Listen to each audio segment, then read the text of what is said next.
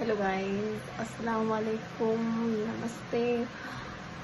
आज मैं बात करने वाली हूँ अबाउट इंडियन पेरेंट्स। शायद मुझसे कुछ लोग रिलेट कर पाए। अभी क्या है ना, सुबह में मम्मी से बात करते करते बात निकली छोटे बच्चे के ऊपर से जो हमारे घर में है।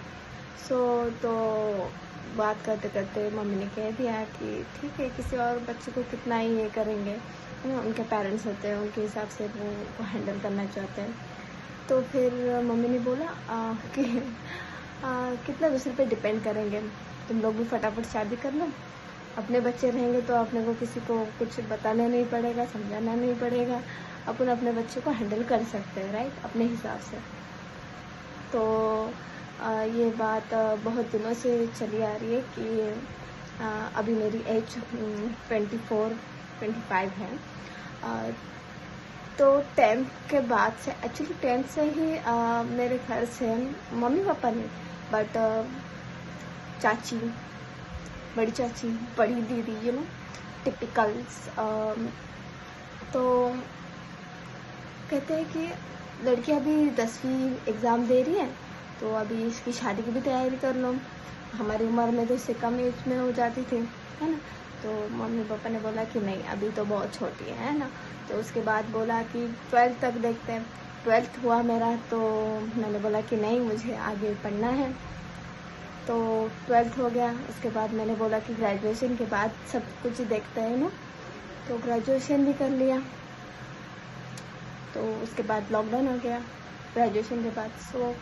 कुछ करियर में करना था, अपने पैरों पे खड़ा रहना था। तो मैंने बोला कि थोड़ा कुछ करना है अपने पैरों पे, कि हस्बैंड से पैसे मांगने की ज़रूरत ना पड़े, क्योंकि मैंने इंडियंस वाइफ को देखा है हमेशा कि उनकी ज़रूरतों के लिए उनको अपने हस्बैंड के पास मांगना पड़ता है।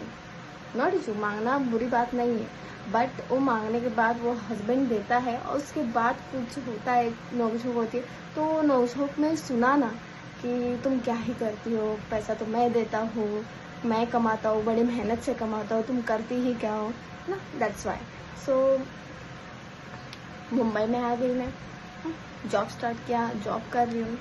तो मैंने 10th 11th में ही माइंडसेट बना लिया था अपना कि मुझे शादी नहीं करनी है अपनी लाइफ में, बिकॉज ऑफ जो मैंने अपने घर में देखा है, जो सभी के घर में देखा है, मतलब जितने घरों में मैं पहुंच पाई हूँ एटलीस्ट उनके घर में, उसमें से एक दो फैमिली छोड़ के कोई भी फैमिली ऐसी नहीं है कि उसमें हस्बैंड वाइफ अपने एक दूसरे को, ईच अदर को टोटली रिस्पेक्ट दे रहे हैं। हाँ, हम्बलनेस है, पूरा प्यार है दिखाने के लिए, ऊपर से सब अच्छे होते हैं। लेकिन जब अकेले में रहने की बात आती है तो फिर चल पता है, हाँ हाँ, वो बोथ बोथ आर, तो टोटली रिस्पेक्ट हो जाता है वहाँ पे। तो वो मुझे पसंद नहीं था। टॉर्चर, तो अपने घर चली जा, तेरा है क्या, ऑल दिस थिंग्स। तो मुझे शादी नहीं करनी थी, माइंडसेट मैंने तभी बना लिया था। बट उसको थोड़ा टालने के लिए मेरे तरीके से मैंने थोड़ा मम्मी पापा को बोला कि अभी नहीं करनी मुझे। 12th के बाद जैसे मैंने पहले बताया, 12th के बाद, ग्रेजुएशन के बाद, अपने पैरों पे खड़े होने के बाद ही, जॉब के बाद, ये सब।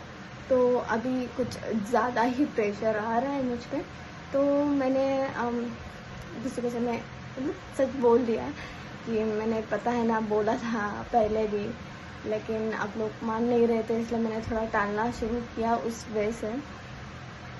तो मम्मी ने बोला कि नहीं नहीं, लोग क्या बोलेंगे, हमारी ज़िम्मेदारी हो तुम, हमको हमारी ज़िम्मेदारी से मुक्त होना है ना।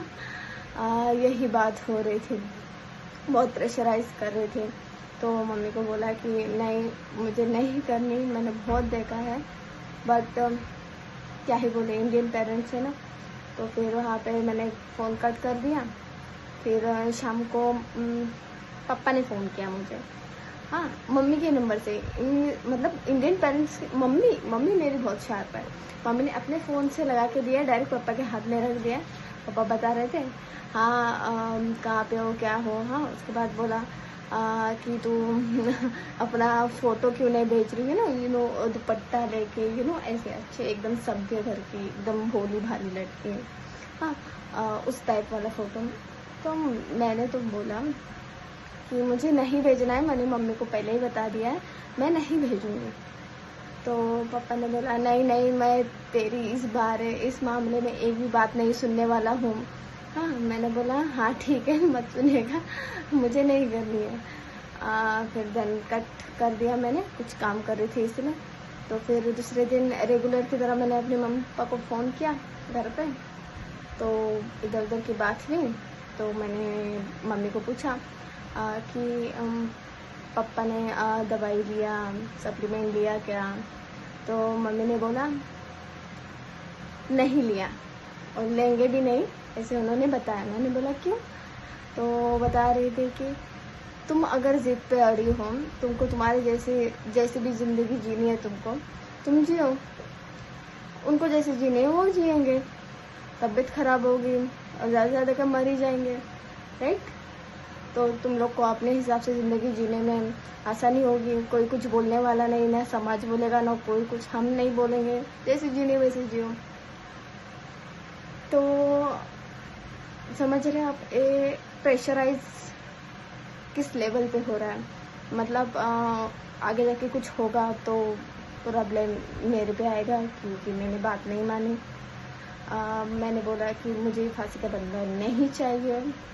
अगर मुझे फांसी का बंदा चाहिए होगा तो मेरे हिसाब से चाहिए होगा। मुझे इस एज में उस लेवल तक नहीं जाना है और ना मैंने सोचा भी है। और फर्स्ट ऑफ ऑल तो मेरे कास्ट के, एक्चुअली मैं मोमेडियन रिलीजन से बिलोंग करती हूँ, बट मैंने मोमेडियन में ऐसे बहुत सारे, मतलब अगर 10 भी पकड़ लो, 10 फैमिली में से मैंने रेयर